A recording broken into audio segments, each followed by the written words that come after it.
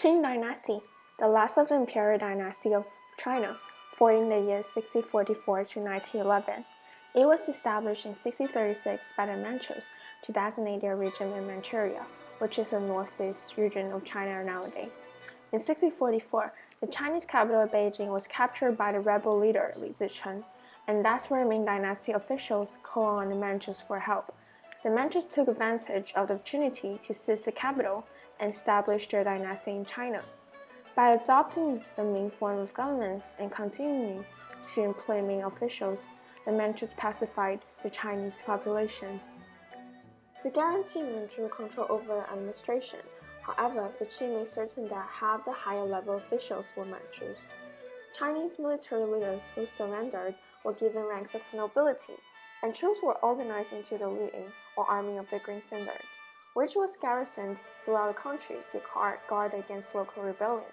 The regular Manchu banner system troops, Shibing or Bachi, were kept at the capital in a few selected strategic spots throughout the country. Shi, the second Qing emperor, the Manchus forced the Russians to abandon their fort at Albanzin, located along the Manchuria border on the Amur River.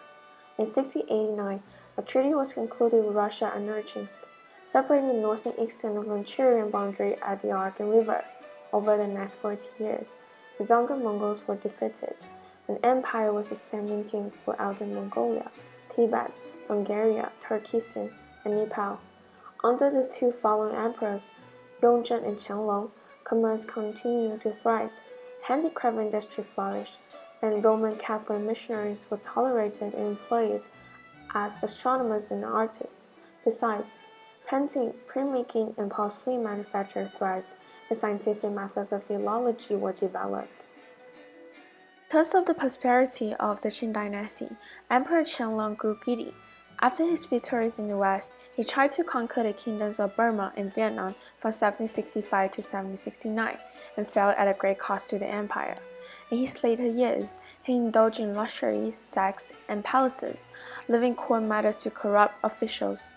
Discontent against Qing rule increased, and people arose in a rebellion over heavy taxation.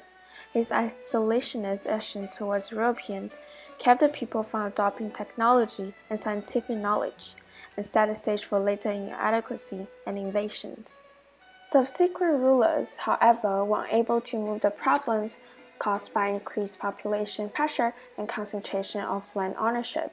The Manchu armies deteriorated, and widespread unrest, aggravated by severe floods and famine, were factors contributing to the Taiping and Mian rebellions in the south and north, respectively. Efforts at modernization and westernization met opposition from conservative officials, primarily through the efforts of the Dowager Empress Cixi. Bureaucratic inefficiency and corruption became widespread, a notable example being the diversion of funds intended for building a Chinese navy to instead construct an ornamental marble warship at the Imperial Summer Palace outside Beijing. From 1796 until the end of the dynastic era, the Qing court faced rebellion after rebellion, but they defeated or thwarted all of them. This was, however, at great cost to the population and the Qing grip on power. The leader of the Taiping Rebellion was Hong Xiuquan. His quasi-Christian movement had some forward-thinking ideals which the Qing dynasty disagreed with. He banned slavery, men using concubines, arranged marriages, opium use, food binding, torture, and the worship of idols.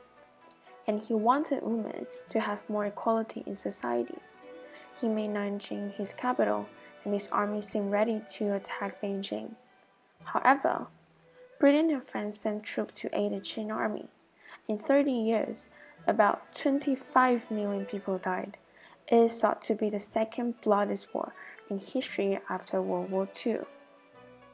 The First Opium War, the Anglo-French War, the Sino-Japanese War, and the Boxer Rebellion all resulted in defeats for China and the granting of significant concessions to foreign powers. By 1900, revolutionary groups had begun to form throughout the country. The Qing dynasty fell in 1911, overthrown by a revolution brewing since 1894. when Western-educated revolutionary Sun Zhongshan formed the Revived China Society in Hawaii, then Hong Kong. In 1905, Sun united various revolutionary factions into one party with Japanese help and wrote the manifesto, The Three Principles of the People.